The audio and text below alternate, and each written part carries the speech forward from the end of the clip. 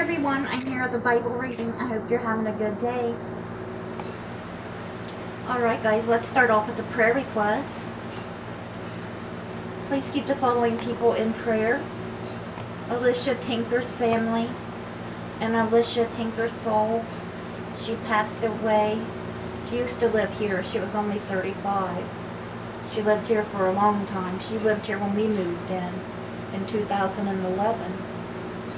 And I seen her at the doctor every now and then as well. And please pray for Paris Jude's family and for Paris' soul. Paris also passed away, and he lived here. Alicia had MS, by the way, and Paris passed away. He was our neighbor. He lived right beside of us for a long time. We liked Paris really well. And when he moved, he just moved across the road from us. And sure, I'm still seeing him every now and then, you know, talk to him. But Paris had COPD really bad. Really, really bad. Hey, go over there and lay down. Go lay down. You can go to sleep. I can wake you up. Sure don't feel good. I just hope he's not having another attack like before. That's why I gotta keep a close eye on him. But Paris had COPD real bad. He had it when he was here. And when he had those fits, or those coughing fits, which is all the time, I told Shirley, I said, we're going to have to call the law on him one day because we're going to hear a thump on the floor. And I thought I was going to hear a thump, that he was dead, having one of those coughing fits. I didn't want to call the police because it was loud, because I could care less about that. Just because I was worried about him. We heard a thump during one of those coughing spells. Because, I mean, it was bad. I've heard smoker coughs. I've been around a lot of people with lung cancer in my family. That's not a smoker's cough. Even though he did smoke. It don't sound like a smoker's cough. It's a different cough, and it's horrible. If you know somebody with COPD, I'm sure you know. But he died of cancer. Please keep these two kids in your prayers. They both are going through medical stuff right now. And they both need a lot of prayer. Luke Boggs and Hannah Denny.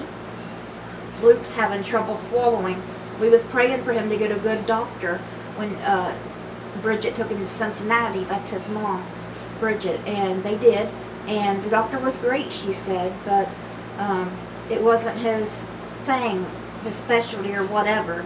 So he told them they need to go to a GI doctor. And I need to tell her that I don't know if he's had one done or not yet. I don't think so, but I could be wrong. But they'll probably want to do an endoscopy on him, which is where they go down the throat and look at things. I've had that done and a colonoscopy at the same time, and I just had the endoscopies by themselves as well. They call it a twilight sleep. They put you in, but you don't remember nothing. Me or anybody else I've talked to that's had it, you remember them giving it to you, and next thing you remember is waking up in the recovery room. But the doctors say you're awake enough to talk to them in there when they talk to you. But you don't remember that. Or we didn't. It's good medicine, pretty much.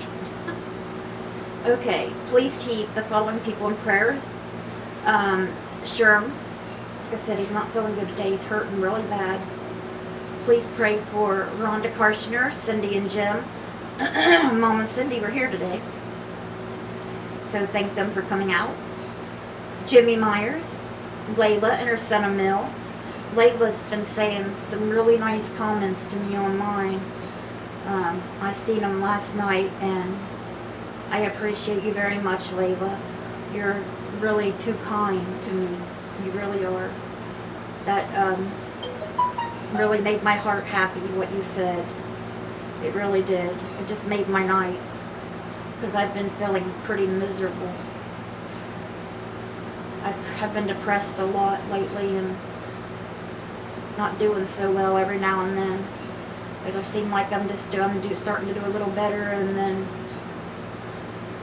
you know, something will happen and it'll just start all over again. But That made me feel a whole lot better last night, what you said to me, and what I just read today as well. So I really appreciate it very much. So please pray for Leyland, her son, Emil.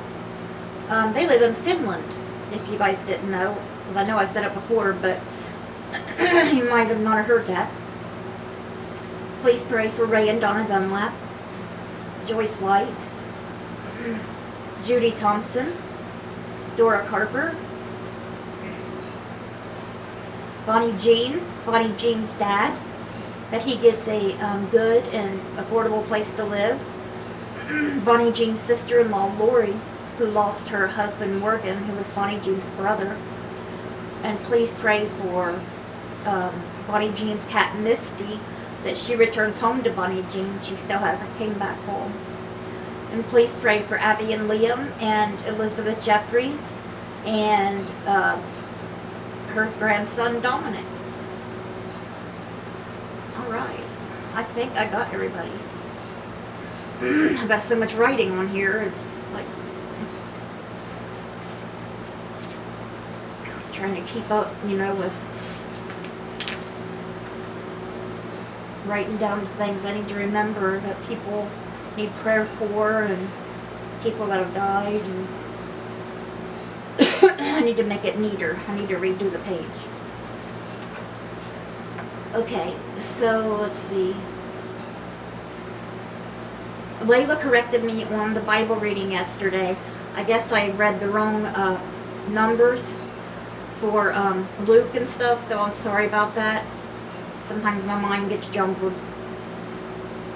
But today we're going to be reading Luke chapter 22, verse 54 through chapter 23, verse 12, Psalm 95 and 96, and Proverbs chapter 14, verses 5 and 6. Alright, so yesterday actually, we got into the part where Jesus and his disciples had left the Last Supper that they had, and they went to the Mount of Olives, and Jesus was praying, and he knew his hour had come, that they'd be there to arrest him. His betrayer was coming. Let's go, he said, down off the mountain. And there they came. Judas is like, the one I kiss is him. Arrest him. And Judas goes up and kisses Jesus on the cheek, and Jesus says, Judas, do you betray the Son of Man with a kiss? And he did. And he didn't care. And they arrested Jesus. And we can go into more detail about what happened last night, but pretty much what happened was Jesus told everybody they'd flee, and they fled.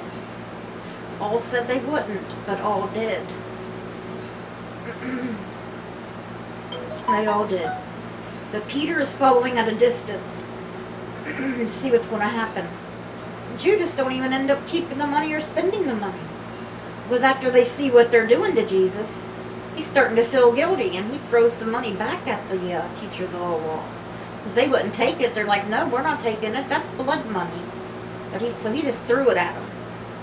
And then they bought a field with it, a piece of land, which is known as the field of blood to this very day. The field of blood, because it was bought with blood money. The money Judas got to betray Jesus. Look it up. Look it up in Israel. The field of blood. Okay, guys. So today you're going to see Peter disown Jesus. Jesus told Peter, Peter's like, I will go with you, Lord, even to death if I have to. And Jesus is like, Peter, before the rooster crows today, you will deny me 3 times. Or some books say, before the rooster crows, you will deny me thrice. You will deny me thrice that you know me before the rooster crows, which means 3. Okay, so that's going to happen. And remember, Jesus already knew that Peter was going to do this. And And he never stopped loving Peter for 1 second. And he already forgave him before this ever came to be. Peter's the one that's going to have to deal with how he feels after he says it. And it's really sad. Because he will. Because he never stopped loving Jesus. Peter was scared. That's why Peter did it. Peter was scared. He was in fear for his own life. It's like, look what they're doing to him. If I say I was with him, they'll kill me too. And he was afraid. So if people say, I would have done this if I was in Peter's place, or I would have done this or that, or I wouldn't have done this or that if I was there, if it was me, you do not know. People say that stuff all the time, and it makes me so mad, because you don't know unless you were in that situation. Let's go back in time. Maybe God will let you go back in time and put you in Peter's place, if you're one of those people that think that. And let's see if you can do any better when you're in fear for your very life. And see if you cannot do that. So don't judge Peter. Don't judge Peter. Don't judge anyone. That's God's job, not ours. Remember, Jesus already knew Peter was going to do this. He told him before it happened. And he still loves Peter. Forgave Peter. And Peter was still one of his disciples. All right. So let's get started today. Then seizing Jesus, they led him away and took him into the house of the high priest. Now, who was the high priest that year? Do you remember? Who was the high priest? The high priest's name was Caiaphas. Caiaphas was the high priest that year. I might ask you a couple more questions through here, just to see. Okay, so they took him to the high priest, Caiaphas. Peter followed at a distance, because Peter fled like the others, but he's lurking around in the background, wanting to see what's going to happen. And when some there had kindled a fire in the middle of the courtyard and had sat down together, like a campfire pretty much, sitting around a campfire, okay, it was cold out, Peter sat down with them, probably like, warming my hands. A servant girl saw him seated there in the firelight. She looked closely at him and said, "This man was with him." But he denied it. "Woman, I don't know him," he said. A little later, someone else saw him and said, "You also are one of them." "Man, I am not," Peter replied. About an hour later, another asserted, "Certainly this fellow is with him, for he is a Galilean." Peter replied, "Man, I don't know what you were talking about." Just as he was speaking,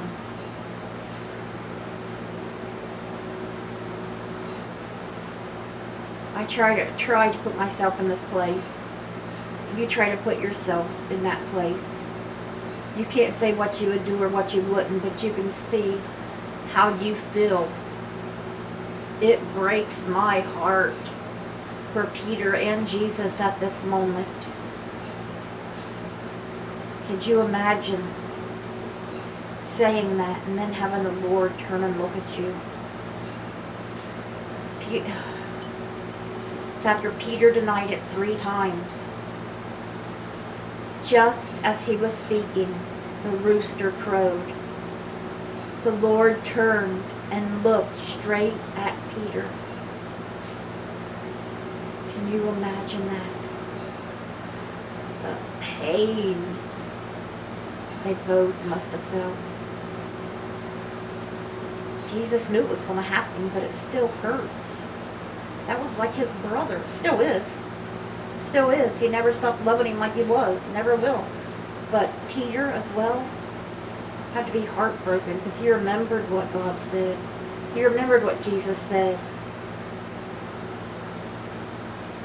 Then Peter remembered the word the Lord had spoken to him. Before the rooster crows today, you will disown me 3 times. And he went outside, Peter did, and wept bitterly. He did.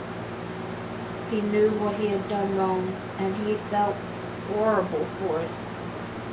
Jesus knew this. He knew it before it happened. The men who were guarding Jesus began mocking and beating him. Mocking and beating Jesus. See, this what also makes me, infuriates me.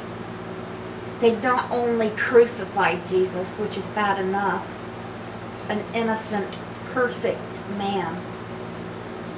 The only person that has ever been perfect, or ever will be, Jesus, and who done nothing but help people. They crucified him. But they also had to torture him first. And it don't even go in this book to great detail that they done to him. Other books it will. He was even spit on. Hit in the head with a staff. This all kinds of horrible things. This one just says the men who were guarding Jesus began mocking and beating him. They blindfolded him and demanded, "Prophesy, who hit you?" And they said many other insulting things to him. At daybreak, the council of the elders of the people, both the chief priests and the teachers of the law, met together, and Jesus was led before them.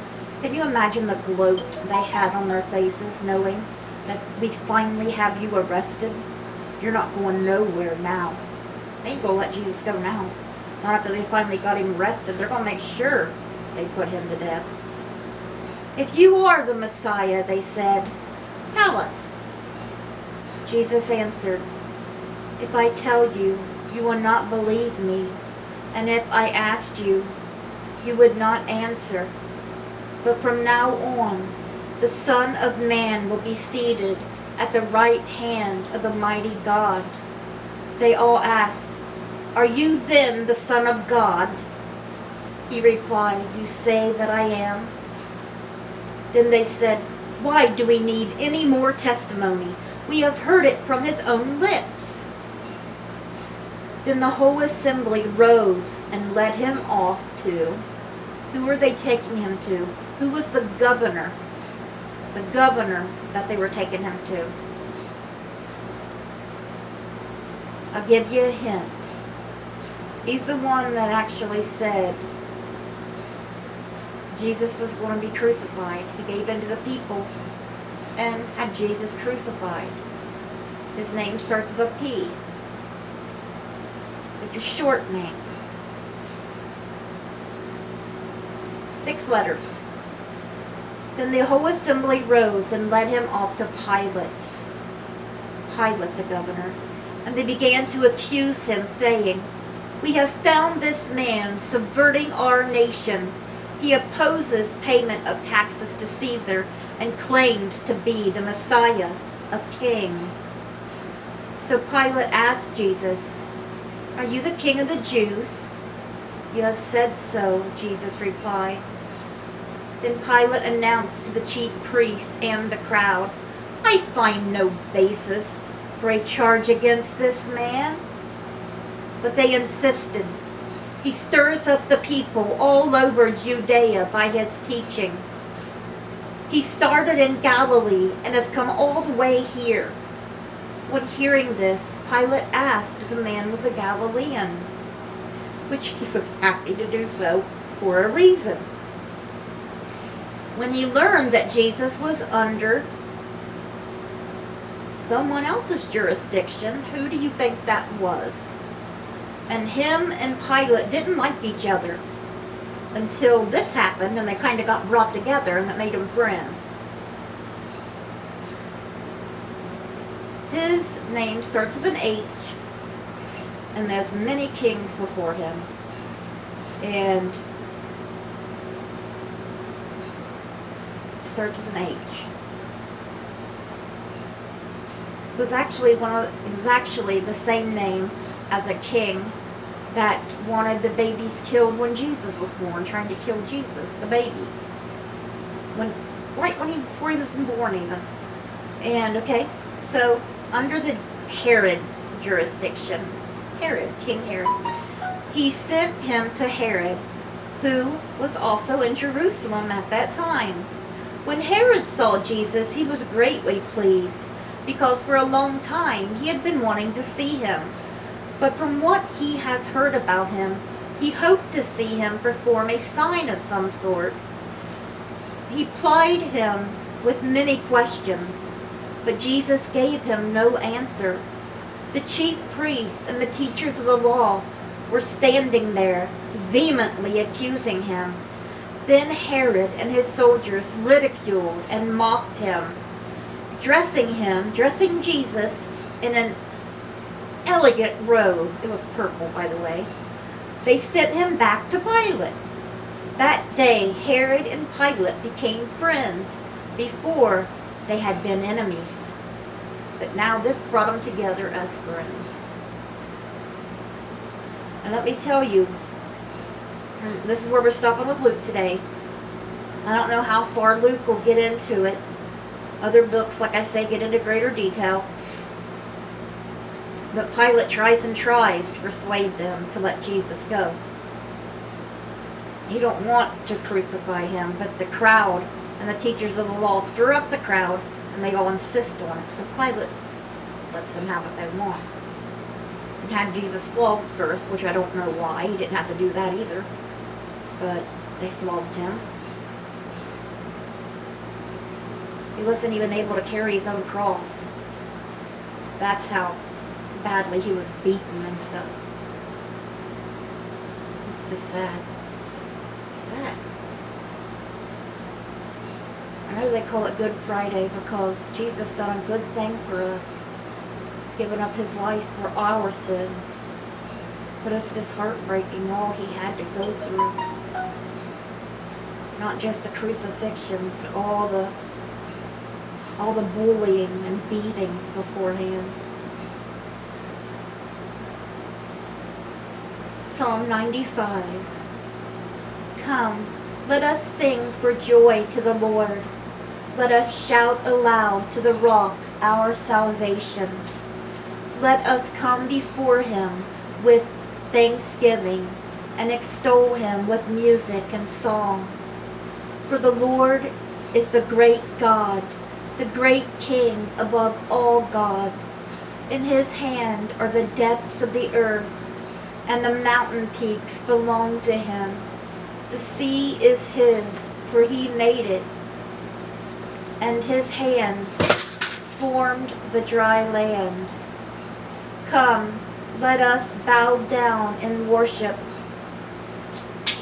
Let us kneel before the Lord our Maker, for he is our God, and we are the people of his pasture, the flock under his care.